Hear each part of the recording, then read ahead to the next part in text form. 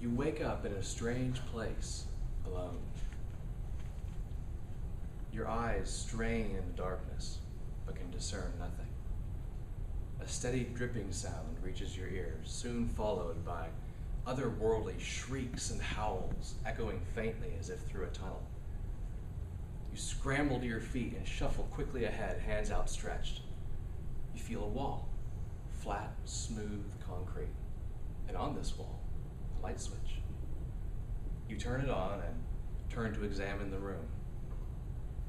As your eyes adjust to the brightness, you find in the far corner the source of the dripping. A rusted table upon which lies a twisted form shrouded in a bloodied sheet. But if it's still bleeding, its killer must be close, unless it's not dead. So now what? You don't know where you are. You're just a regular guy or girl with no special knowledge or skills, and you have no weapons except your wits, which are quickly scattering. Fortunately for you, if the situation becomes too stressful, you can simply put down the controller and walk away for a while. But if this horror survival video game is done right, you'll be back soon enough, riveted in your chair, wide-eyed and sweaty palms as you struggle through this nightmare. The elements of a horror survival game are atmosphere, the enemies, the nature of the protagonist, and the gameplay.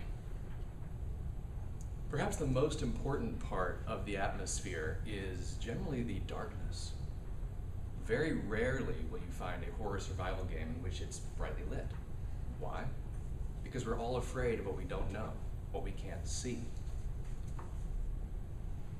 The atmosphere also is creepy, if not downright horrifying. Sometimes you'll find it to be a gothic setting with dimly lit stone rooms, candles, shredded curtains. Other times it will be something rather grisly and gruesome.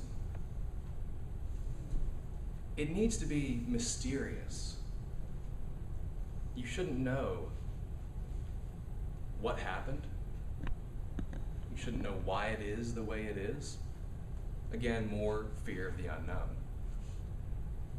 Generally, it's rather claustrophobic, something very tight so that you can't see what's coming.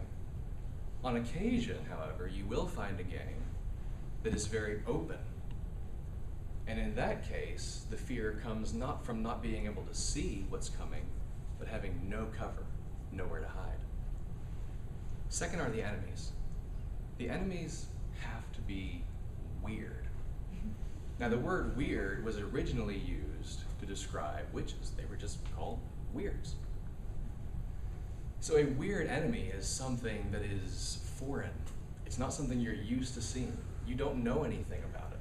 In fact, you don't even know why it's trying to come after you. They have to be terrifying.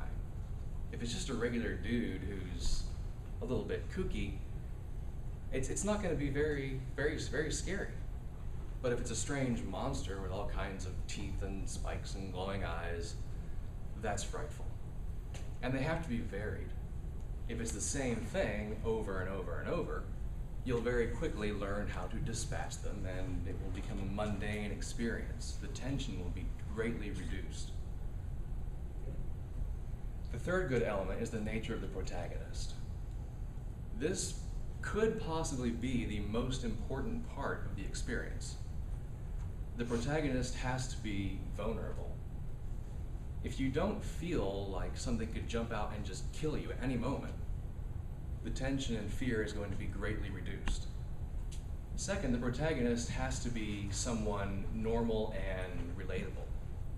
Someone who doesn't have all these special skills and abilities, who doesn't have a great big gun or lots of armor, just a regular person who got trapped into this awful situation, so that you can put yourself in their shoes and really feel like you are there yourself.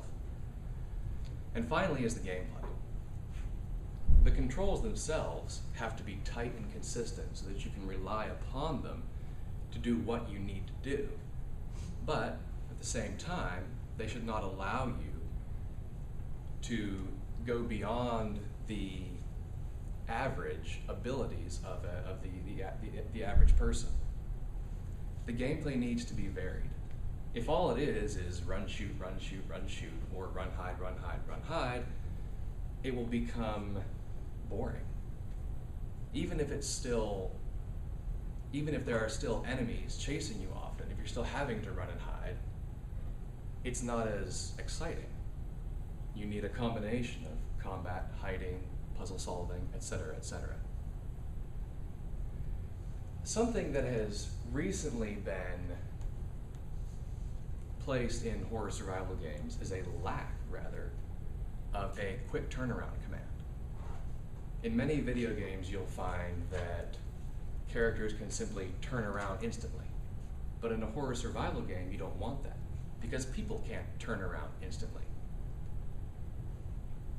It needs to be where the protagonist is set turning around more slowly, such that you're always looking over your shoulder to see what's behind you. So these four elements, the atmosphere, the enemies, the nature of the protagonist, and the gameplay itself, work together to draw you into this living nightmare. And if it's done right, even as the credits roll, you'll still be looking over your shoulder.